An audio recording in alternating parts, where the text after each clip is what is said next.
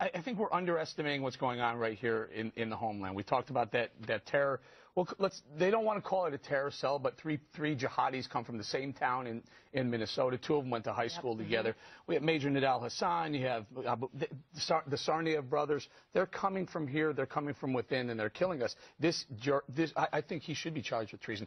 Better yet, send him to Gitmo and waterboard the hell out of him until he starts talking about what he knows. Waterboard the rest. We had a way of dealing with terrorists for a while. We decided that wasn't going to be nice enough to terrorists, so we stopped doing it. And look what happens. It's starting to sprout up again. We have dead Americans. We have beheaded Americans. So the thing that created more terrorists, do that again. Do that again. Did you know that the ISIS fighters, as they beheaded the journalists, they said the reason why we have them in orange jumpsuits is because that's the color of the jumpsuits that the Muslims were wearing in Guantanamo Bay. So we're getting you back for what you did at Guantanamo Bay. And what is genius Eric Bolling's response?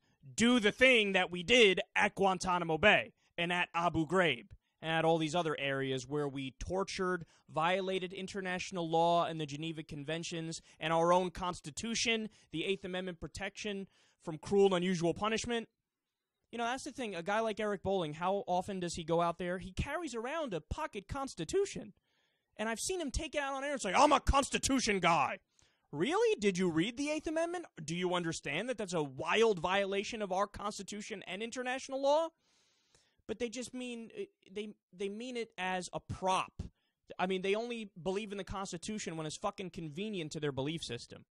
And that's the thing. This guy is such an idiot. He didn't learn anything about what happened at Guantanamo Bay, and he didn't learn that this actually created a bigger problem than it solved.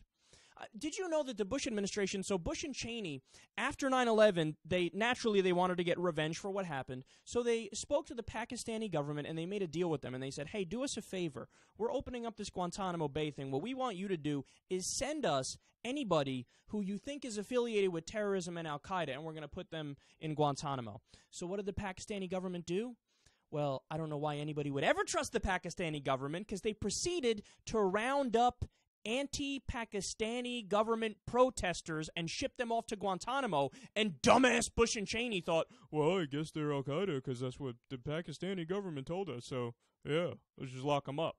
Which is why you kept hearing figures in the media coming out of Guantanamo which said over 80 of the people that are there are totally innocent. They didn't do anything wrong. But what does jackass Eric Bolling say? Waterboard, because they don't believe in a trial. They don't want to give these guys a trial to actually determine whether or not these people are innocent or guilty. Just waterboard from the jump, from the beginning.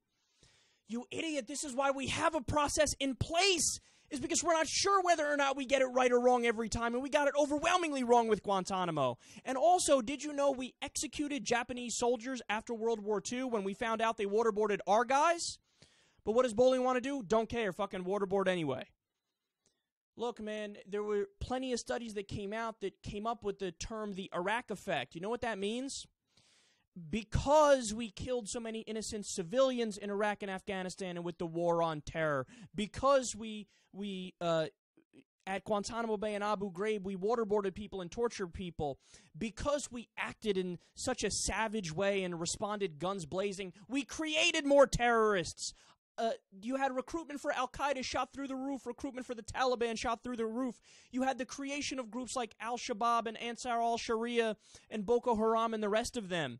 Your idea, Eric Bolling, is to fight brutal savagery with our own version of brutal savagery.